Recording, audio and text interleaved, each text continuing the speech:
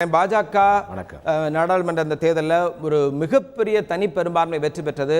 அது அந்த மோடியினுடைய அந்த அலையை தொடர்ந்து கடந்து வந்த ஒரு 6 மாதங்கள்லையும் பார்த்தீங்க அப்படின்னா பல்வேறு மாநிலங்கள் நடந்த தேர்தலையும் அதே வெற்றியை சுவைத்துக் கொண்டிருந்தார்கள். தற்போது 8 மாத காலமாகிவிட்டது. இந்த நிலையில் டெல்லியில் தோல்வியை தழுவக்கூடிய ஒரு முகமாக பார்க்கப்படுகிறது. புள்ளி விவரங்கள் அதை தான் சொல்லுது. இது ஒரு முதல் தோல்வியாக பார்க்கப்பட்டாலும் கூட ஒரு முக்கியமான தோல்வியாக பார்க்கப்படுகிறது. உங்களுடைய கருத்து என்ன?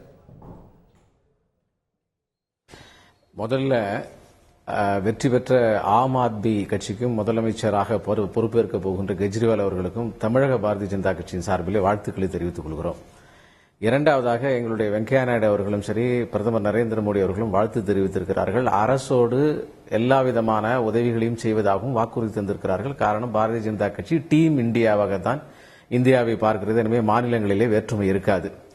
மூன்றாவதாக, இந்த தேர்தலில் நீங்கள் குறிப்பிடுகின்றபடியாக எண்ணிக்கையிலே நிச்சயமாக தோல்வி அடைந்திருக்கிறோம். ஆனால் எலெக்ஷன்ல பொறுத்தமட்டில் எங்களுடைய வாக்கு வங்கி இன்டாக்டாக தான் இருக்கிறது.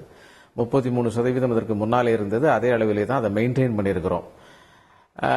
அந்த வகையிலே பாரதிய ஜனதா கட்சியினுடைய வாக்கு வங்கியை தக்க வைத்துக் கொண்டிருக்கிறோம் என்பது ஒருபுறம் இருந்தாலும் கூட, இது தேர்தலிலே வெற்றி பெற்ற ஒரு கட்சியை பற்றி சொல்லுகின்ற போது வெற்றி பெற்றவரோடு சேர்ந்து வருவதற்கு ஏராளமான பேர் இருக்கிறார்கள். தோல்வி அடைந்தவர்களுக்கு பின்னாலே வருவதற்கு யாரும் இல்லை என்கின்ற மாதிரி இனி கருத்து கணிப்புகளும் விமர்சனங்களும் இருக்க போகிறது. ஆனாலும் கூட ஆம் ஆத்மியை பொறுத்த மட்டிலே அதனுடைய வாக்கு வங்கி ஏற்கனவே இருந்த 29% இப்போது 53% பெற்றிருக்கிறது. காங்கிரசினுடைய வாக்கு வங்கியை தான் அது முழுவதுமாக அபகரித்திருக்கிறது.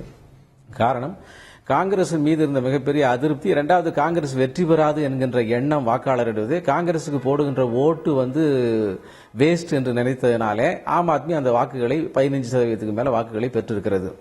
அந்த வகையில ஒன்று. இரண்டாவது, இந்த தேர்தலினுடைய முடிவுகள் என்ன சொல்லுகிறது என்று சொன்னால், கன்சாலிடேஷன் ஆஃப் ஆப்போசிஷன் பார்ட்டிஸ்.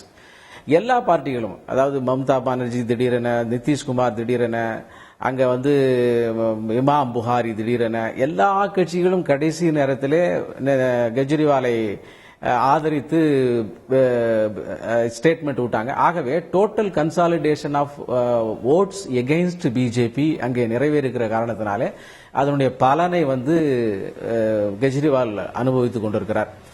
எனவே இது கெஜ்ரிவாலுடைய முழுமையாக வெற்றியாக கருத முடியாது என்று இந்த தேர்தலிலே அவருடைய பெற்ற வெற்றியை நான் சிரித்து குறிப்பிடுவதற்கு தயாராக இல்லை.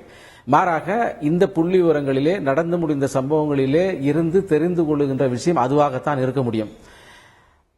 பாரதிய ஜனதா கட்சியை பொறுத்த மட்டும் சகோதரி விஜயதாரணி இதற்கு முன்னாலே பேசுகின்ற போது சொன்னார்கள், இது ரெஃபரண்டம்னு ஆரம்பத்திலிருந்து சொல்லவே இல்லை. அதனால அப்படிப்பட்ட விஷயங்கள் சொல்ல வேண்டிய அவசியம் இருக்காது என்று நான் நினைக்கிறேன். அதே மாதிரியாக காங்கிரஸ் பாவம் உண்மையிலேயே நான் வருத்தப்படுகிறேன். காங்கிரஸ் 10 ஆண்டு காலம் ஒரு எதிர்க்கட்சியே இல்லாமல் போகின்ற ஒரு சூழ்நிலை இந்தியாவில் இருக்கக்கூடாது. ஒரு மல்டி பார்ட்டி சிஸ்டம் இருக்க வேண்டும் என்று நினைக்கிறோம். அந்த வகையிலே காங்கிரஸ் முழுவதுமாக டெல்லியில இருந்து புறக்கணிக்கப்பட்டிருக்கிறது. அதுதான் இந்த தேர்தலிலே ஒரு சிறப்பான விஷயமாக, அல்லது ஒரு என்ன சொல்லலாம், ஒரு சொல்லக்கூடிய ஒரு விஷயமாக இருக்கும். ஏனால் அதுதான் இருக்க முடியும் என்று நான் நினைக்கிறேன்.